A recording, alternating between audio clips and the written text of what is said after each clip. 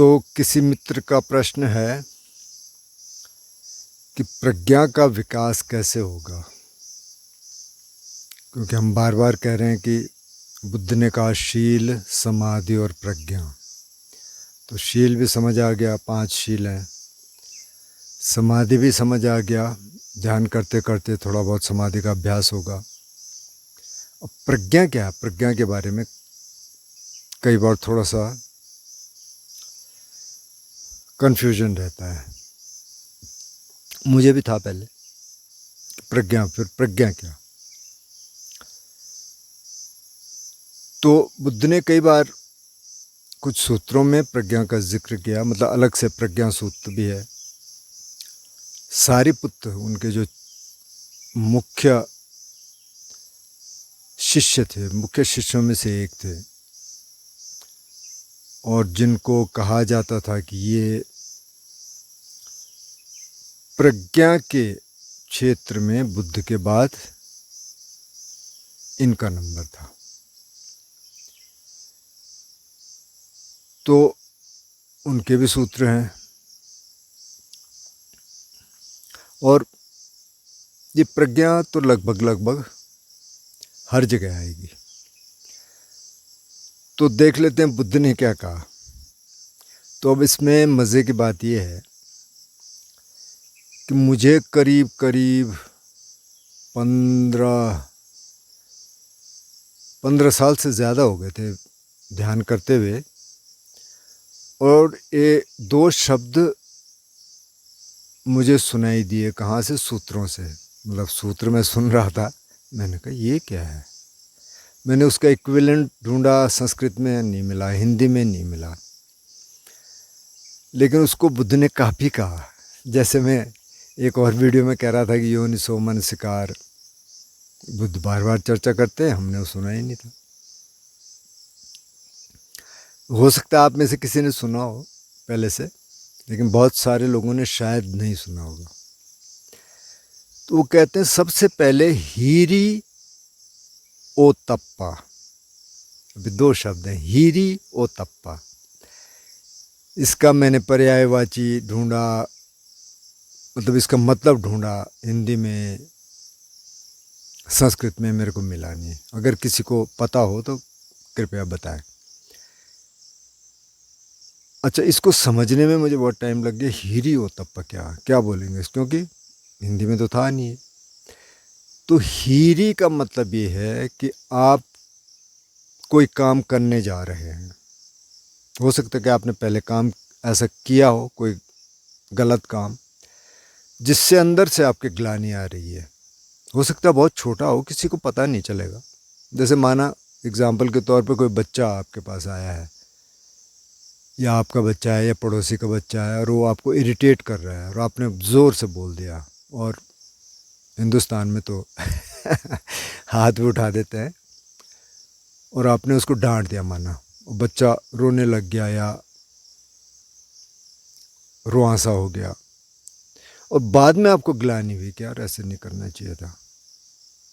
तो ये तो बाद में भी माने कि ये घटना हो चुकी एक बार, और फिर ऐसी सिचुएशन आई आपके सामने, और फिर आप कुछ कहने वाले थे लेकिन आप रुक गए कि नहीं यार, मेरे को बाद में ख़राब लगेगा, मेरे को ग्लानि होगी। तो इस तरह की उसको कहा हीरी, कि पहले ही रुक जाए आदमी कि नहीं ये तो नहीं करना। तो ये तो बहुत छोटा एग्जाम्पल था, पर माना कोई चोरी करना चाह रहा है, उसको लगा नहीं यार बाद में मेरे को, माना छोटा मोटा कुछ हो, तो नहीं बाद में मेरे को ग्लानि होगी। तो ये तो हो गया हीरी। अब ओतप्प क्या है? ओतप्प ये है कि मैं ऐसा काम करूँगी तो लोग क्या बोलेंगे, लोगों के बीच में मेरी रेपुटेशन ख़राब हो जाएगी। तो माना कोई छोटा मोटा कोई आपको टेम्पटेशन आ गया, किसी के बगीचे में कोई फल है, आपने कहा चलो तोड़ लेते हैं, क्या फ़र्क पड़ रहा है, लेकिन आप कहा यार लोग क्या बोलेंगे, देखो ये इतना मतलब ध्यान वाला बंदा है और चोरी कर रहा है, तो लोग क्या बोलेंगे। या एक और एग्जांपल लेते हैं कि जैसे माना आपकी पत्नी है, पति है, या आपके बॉयफ्रेंड है, गर्लफ्रेंड है, और आपका दिल किसी और पे आ गया और आप कहते हैं चलो क्या फ़र्क पड़ता है, चीटिंग कर लेते हैं, किसी को पता नहीं चलेगा। लेकिन फिर आपके अंदर से आया कि यार किसी को पता चलेगा तो लोग तो फिर क्या बोलेंगे, मेरी तो रेपुटेशन ख़राब हो जाएगी। तो ये हीरी एंड ओतप्पा बुद्ध पहले नंबर पर रख रहे हैं और इसका हमें पता ही नहीं था। हालांकि ये दूसरे शब्दों में ये बात आ गई होगी कि मतलब आपको सतर्क रहना है कि ऐसा काम न करें कि उससे ग्लानि हो या लोग कहें कि यार ये तो गलत काम है। अब कई बार तो लोग वैसे भी कहेंगे ना, आप अच्छा कर रहे हैं तब भी कहेंगे, तो उसकी बात नहीं हो रही है, वो तो आप हर एक को खुश नहीं कर सकते, लेकिन गलत काम के लिए मतलब गलत काम नहीं करना। कुल मिला के बात ये है, ऐसे गलत काम नहीं करना कि जो अंदर ही अंदर आपकी ग्लानि हो, या ऐसे नहीं करना कि जो लोग आपसे कहें कि अरे यार ये तो बेकार आदमी है। तो ये तो हो गया हीरी एंड ओतप्पा। उसके बाद वो कहते हैं कि जो गुरु है आपका, उसके प्रति सम्मान, उसके प्रति श्रद्धा।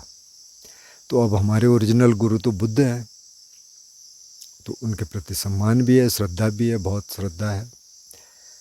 लेकिन जो गाइड होगा आपका, बुद्ध तो अभी नहीं है, उनकी शिक्षाएं हैं, तो उनकी शिक्षाओं को कोई बता रहा होगा, आपको लगा कि अच्छा ये ठीक गाइड कर सकता है, तो उसके प्रति सम्मान, क्योंकि सम्मान नहीं होगा तो आप आगे बढ़ नहीं सकते।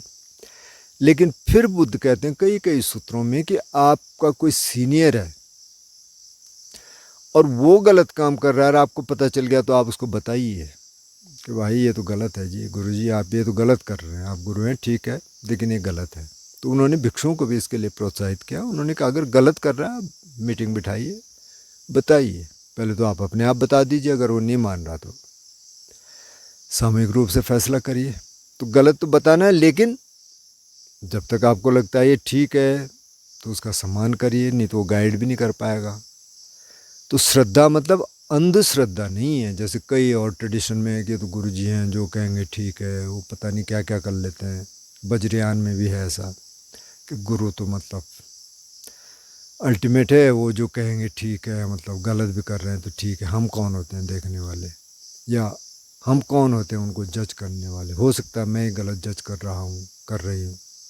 तो वो नहीं, वो बुद्ध ने नहीं कहा, उन्होंने कहा आप बताइए। लेकिन जब तक गाइड आपको लगता है कि गाइड कर रहा है, ठीक कर रहा है, आप अपने प्रश्नों को लेके जाइए। अगर ध्यान सीख रहे हैं तो ध्यान में जितना उसको पता होगा, पता वो बताएगा, आपको बताएगी जो भी होगा। तीसरा उन्होंने कहा एकांत, काया का एकांत और चित्त का एकांत। लेकिन ये नहीं कहा कि आप हमेशा के लिए मतलब किसी गुफा में चले जाइए और वहीं रहिए, ऐसे नहीं। एकांत मतलब बीच बीच में आप जाइए, कोई रिट्रीट करिए, अब तो विपස්සना कराइए 10 दिन का, या कहीं और चले जाइए किसी और आश्रम में। तो वो काया का एकांत हो गया। और चित्त का एकांत क्या है? चित्त का एकांत है कि आप समाधि का अभ्यास करते हैं, तभी चित्त का एकांत होगा, क्योंकि तब थोड़ा विकार दूर होने शुरू हो जाएंगे। वो चित्त का एकांत है। तो उन्होंने कहा कि शरीर का भी एकांत और चित्त का भी एकांत, तो उसकी प्रज्ञा विकसित होगी।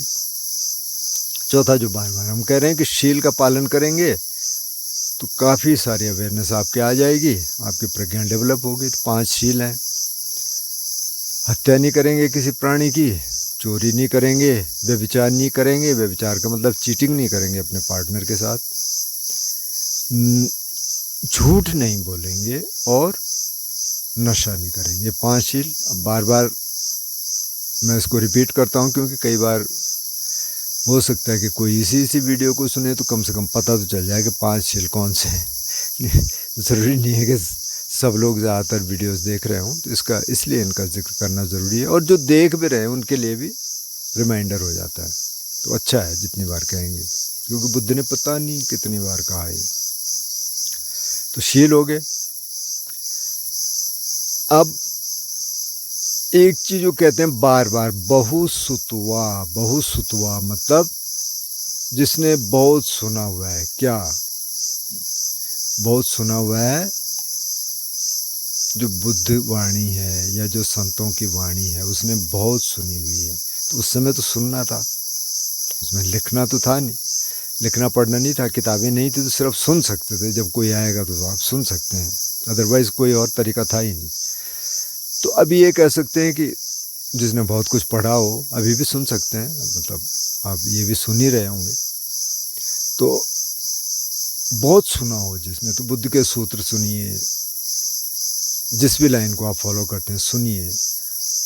अच्छा, और सुन के सिर्फ सुनना न, वो मीमांसा, मतलब उसको देखिए, परखिए, ठीक कह रहे हैं कि नहीं ठीक कह रहे हैं। अगर कोई कह रहा हत्या करो जी, ये ठीक है, कोई दिक्कत नहीं है, तो आप कहें नहीं भाई ये तो गलत है, तो उसकी मीमांसा भी करनी है, उसको देखना है कि ये क्या कह रहे हैं, क्यों कह रहे हैं, और ये गलत है ये सही है। और जो बता रहे हैं, क्योंकि अभी ध्यान का मार्ग है, सिर्फ बात तो हो नहीं रही है कि हम बात कर करके अपना निकल लें और कुछ करें नहीं, तो अनुभवन, अनुभव क्या हुआ, वो कह रहे हैं कि सांस को देखो, शरीर की संवेदनाओं को देखो, चित्त को देखो क्या उठ रहा है, तो उसको देखना है, उसको अनुभव करना है। अनुभव के बाद क्या होता है, अनुभव के बाद आपको थोड़ी शांति मिल रही है, स्ट्रेस लेवल कुछ कम हो रहा है, कुछ विकार कम हो रहे हैं, तो तब तो ठीक है। नहीं हो रहा है तो फिर आप गाइड से पूछिए, भाई ये तो कुछ हो नहीं रहा, तो या आप गलत तरीके से कर रहे हो, क्योंकि अब तक तो करोड़ों लोग कर चुके हैं, उनको फ़ायदा हुआ है, अरहंत हुए हैं, अलग अलग स्टेजेस पे गए हैं इनलाइटनमेंट की, निर्वाण की, तो रास्ता तो ठीक है। हो सकता है आप कुछ गलत कर रहे हो, तो अनुभव करके जब देखेंगे तभी पता चलेगा कि आप सही रास्ते पे चल रहे हैं या गलत रास्ते पे चल रहे हैं। अच्छा, उसके बाद कहीं कहीं उन्होंने कहा सम्मा पदान, कहीं कहा सम्मा वायाम, तो 4 सम्मा वायाम मतलब 4 सम्यक प्रयास। तो क्या प्रयास, पहला तो ये है कि वो कह रहे हैं अनहोलसम, यानी जो अकुशल है उसको आने ही मत दो, राग द्वेष को आने ही मत दो, काम वासना और द्वेष, द्वेष का भाव, गुस्सा किसी के प्रति, ऐसा भाव कि मैं इसका नुकसान कर दूं, तो ये पहले तो उन्होंने कहा आने मत दो, आ गया तो उसकी सफाई कर दो, निकाल दो उसको बाहर, वही नीचे है। अब निकल गया तो उस स्टेट को देखो कि अच्छा अब नहीं है, इस समय राग द्वेष नहीं है। और चौथा है कि उसको बढ़ाओ, जो स्टेट है जिसमें राग और द्वेष नहीं है उसको बढ़ाना है। तो बढ़ाना कैसे है, जैसे ही पता चला कि अच्छा कुछ आ रहा है तो उसी समय उसका क्लियर कर दो उसको, वो उसमें सब मीमांसा भी आ जाएगी, उसमें और तरीके भी आ जाएंगे कैसे उसकी सफाई करनी है। तो वो 4 सम्मा पदान है, 4 राइट एफर्ट कह सकते हैं, सम्मा वायाम कह सकते हैं। फिर अब 5 शील की तो हमने चर्चा कर दी, लेकिन जो चौथा शील है कि सत्य भाषण करेंगे या सत्य नहीं बोलेंगे, उसमें 3 चीज़ें और हैं। तो एक तो है कि किसी को कठोर वचन नहीं बोलेंगे, कठोर भाषा का प्रयोग नहीं करेंगे जहाँ तक हो सकता है। अगर कठोर भाषा का प्रयोग करना पड़े तो ऐसी स्थिति में करेंगे कि आसपास देख लेंगे, पहले आप 10 लोगों के बीच में तो नहीं बोल रहे किसी को, तो थोड़ा सा अकेले ले जाइए, अगर मैं कई बार बोलना पड़ता है। अच्छा, जब बोल रहे हैं तो पहले अंदर जांच लें, आप मन में द्वेष तो नहीं है, द्वेष है तो फिर मत बोलिए, क्योंकि अंदर से द्वेष नहीं होना चाहिए। जब आप कठोर वचन बोलें तब आप बोल लीजिए, लेकिन वो कह रहे हैं कि अवॉइड करिए। अगर बोलना बहुत ही ज़रूरी हो तो ये जांच लीजिए कि मेरा मन ठीक है और मैं ये स्थान ठीक है, समय ठीक है, उसके हिसाब से बोलिए। दूसरा वो कहते हैं कि चुगली मत करिए, मतलब पीछे से मत बोलिए, जो अक्सर होता है अक्सर होता है, परिवार में कोई आता है कि बैठते हैं तो बस एक कहीं तीसरे वाले की बुराई करना शुरू कर दे जो वहाँ है ही नहीं, या पॉलिटिशियंस की बहुत बुराई होती है, आजकल टीचर्स की भी बहुत बुराई होती है, सरकारी स्कूल के जो है कि काम नहीं करते जी, वहाँ बच्चे जा ही नहीं रहे, मतलब किसी की भी बुराई हो जाएगी। तो कहते हैं मत करिए, चुगली मत करिए, आलोचना कर सकते हैं अगर वो सही है और आपको लगता है कि इस आलोचना से कुछ होगा, इसका कोई फ़र्क पड़ेगा तो कर सकते हैं, लेकिन चुगली नहीं पीछे से। अच्छा है कि उस व्यक्ति को जाके बता दें आप कि भाई ऐसा ऐसा है। तो अगर पॉलिटिशियन की चुगली कर रहे होंगे तो वो तो हो नहीं सकता कि उनको जाके बताएंगे, लेकिन उन्होंने कहा चुगली मत करिए। अच्छा, चौथा है कि फालतू की बकवास मत करिए। संफा पलापा वेरमणि, मतलब जैसे चाय की दुकानों पे किसी और भी जो कुछ भी बोलते रहते हैं, इधर का उधर का, क्या क्या जो पता नहीं है, बहुत फाउल लैंग्वेज में, अब्यूसिव लैंग्वेज में, ख़ास तौर पे पुरुष बोलते रहेंगे, शायद महिलाएं भी, पर महिलाएं शायद भाषा उनकी ठीक होगी, लेकिन वो भी काफ़ी फालतू की बातें करते हैं, मतलब सभी करते हैं, पुरुष और महिलाएं। उन्होंने कहा मत करो, जो जो काम की बात है वो कर लो, शील समाधि प्रज्ञा की बात करो, बाकी क्या करना है, बाकी नहीं, बाकी तो आप मौन में रहिए। जो ज़रूरी है करिए, थोड़ी बहुत गपशप हो सकती है, लेकिन ध्यान रहे कि ये ना हो। तो ये हो जाएगा सम्मा वाचा। तो सम्मा वाचा में चार चीज़ें हो गई कि सत्य भाषण करेंगे, मतलब झूठ नहीं बोलेंगे, कठोर भाषा का प्रयोग नहीं करेंगे, चुगली नहीं करेंगे, और फालतू की बकवास नहीं करेंगे। अब आपका आ गया जिसका जिक्र बार बार होता है और आपने सुना होगा इसको, कि तीन मुख्य सिद्धांत हैं बुद्ध धर्म के, अनिच्य, अनात्ता और दुख। यानी सारी कहानी दुख से शुरू हुई। जब चार आर्य सत्य, बुद्ध ने चार आर्य सत्य की देशना दी, जो पहला ही सूत्र था धम्म पवर्तन सूत्र, तो वो कहते हैं ये दुख है, मतलब ज़िंदगी में दुख है, दुख का कारण है, इसका निवारण है, और इसके निवारण क्या, ये अष्टांग मार्ग है, सम्मा दिट्ठि, सम्मा संकल्प इत्यादि। तो ये तो दुख हो गया कि ये है और इससे बाहर निकलने का तरीका है। अब अल्टीमेटली तो दुख क्या बोलते हैं, क्योंकि जो संसार में हम घूम रहे हैं, एक योनि से दूसरे में, दूसरे से तीसरे में, अनंत काल से, अनादिकाल से, उन्होंने का कोई शुरुआत नहीं है, घूम रहे हैं। तो असली तो दुख ये है ना, हर जगह जाता है, फिर वहाँ दुख झेलता है, फिर दूसरी जगह जाता है, फिर तीसरी जगह जा, मतलब पैदा हो रहा है और बड़ा हो रहा है और दौड़ रहा है एक तरफ से। तो असली दुख तो ये है, लेकिन उसके अलावा भी दुख है, जो देख ही रहे हैं, दुख तो होता ही है। उन्होंने कहा जाति भी दुख, जरा भी दुख, व्याधि भी दुखम, मरणम भी दुखम, ये सब दुख हैं। जरा भी दुख है, मतलब बुढ़ापा भी दुख है, बीमारी भी दुख है, और मरना या मरने का जो ख्याल है वो दुख है। तो दुख है। अनिच्य, अनिच्य का मतलब सब कुछ इम्परमानेंट है, परमानेंट कुछ है ही नहीं। ये जो अभी हम देख रहे हैं, हमको लगता है कि अरे ये पेड़ हैं, यहाँ काफ़ी बड़े बड़े पेड़ हैं, ये शिलाएं हैं, ये धरती प्लेनेट है, अरे ये तो उसको कुछ नहीं होने। उन्होंने कहा सब कुछ जाएगा, सब कुछ ख़त्म होगा, क्योंकि वो नेचर है, प्रकृति की नेचर ही यही है कि बनता है चला जाता है, बनता है बिगड़ता है। और इसको संवेदना के स्तर पर देखे शरीर में, तो जब ध्यान कर रहा है तो देखे अच्छा ये संवेदना आई, ये चली गई, ये संवेदना आई, ये चली गई, ये संवेदना आई, ये चली गई। तो उदय व्यय जिसको बोला कि वो देखता रहे। ये तो अनिच्य हो गया, दुख की हमने चर्चा की। अब अनंत क्या है, तो अनंत जिस पर काफ़ी डिबेट भी होती है कि बुद्ध का जो अनात्मवाद है, वो कहते हैं कि आत्मा, ये आत्मा नहीं है। तो क्या आत्मा नहीं है, तो वो पहले तो कहते हैं कि जो पांच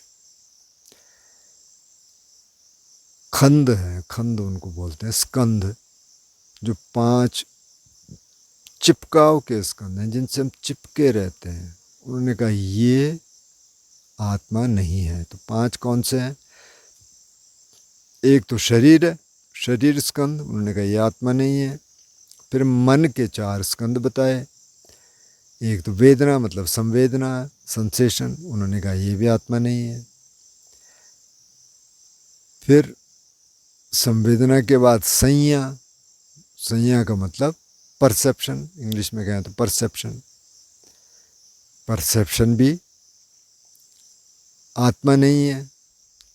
फिर तीसरा संखार या संस्कार, संस्कार भी आत्मा नहीं है। और विज्ञान मतलब कॉन्शियसनेस जो सबको जान भी रहा है वो भी आत्मा नहीं है। तो उन्होंने कहा जो पंच उपादान खंड, उपादान मतलब क्लिंगिंग के, जो चिपकाव के, हम चिपके रहते हैं, ये मेरा है, ये मेरा है, ये विचार मेरा है, ये जो संस्कार है मेरा, ये शरीर मेरा है। उन्होंने कहा ये कोई आत्मा नहीं है, इसमें आत्मा नहीं है। इसके अलावा फिर वो 6 इंद्रियाँ यानी 5 इंद्रियाँ और मन को भी बुद्धिज़्म इंद्रिय मानते हैं। तो उन्होंने कहा ये जो आँख है, कान है, नाक है, मुंह है, त्वचा है और मन है, ये भी आत्मा नहीं है। न इनके ऑब्जेक्ट आत्मा है, नहीं है, मतलब कि दृश्य आत्मा नहीं है, आवाज़ साउंड आत्मा नहीं है इत्यादि। तो ये आपका हो गया प्रज्ञा। ऐसे प्रज्ञा डेवलप होगी। तो अब इसको अगर थोड़ा सा डिकोड करें तो बेसिकली तो अब सारा मार्ग तो वही है, शील समाधि प्रज्ञा का मार्ग है, उसमें सब कुछ आ जाएगा।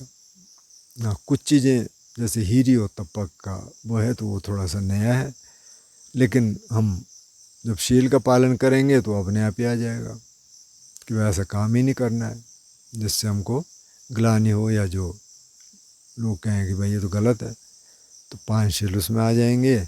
समाधि का अभ्यास आप कर ही रहे हैं, प्रज्ञा आपकी विकसित होती रहेगी। तो वही प्रज्ञा है, मतलब कि जो प्रकट हो रहा है, अच्छा ये करके क्या होता है, वो करके क्या होता है, ये न करके क्या होता है, वो न करके क्या होता है। और धीरे धीरे धीरे धीरे जो समझदारी एक तरह से बढ़ रही है, तो ये प्रज्ञा का विकास है। इस समय हर समय हमको जागरूक रहना पड़ेगा साधक को। गलतियाँ होंगी, गलतियाँ होती रहती हैं, इसीलिए उन्होंने जब शील दिए तो ये नहीं कहा कि ये मत करो। उन्होंने कहा प्राणातिपाता वीरमणि सिक्खा पदंग समाधियाँ। प्राण मतलब मैं प्राणियों की हत्या से विरत रहने की, अलग रहने की सिक्खा पदम शिक्षा ग्रहण करती हूँ, ग्रहण करता हूँ। शिक्षा है, ट्रेनिंग है, सिक्खा मतलब ट्रेनिंग। तो ट्रेनिंग है, तो ट्रेनिंग में गलतियाँ हो सकती हैं, तो फिर से ठीक कर देना है। तो शील का पालन करिए, 5 शील हैं, ध्यान का अभ्यास करिए, प्रज्ञा का विकास अपने आप होगा।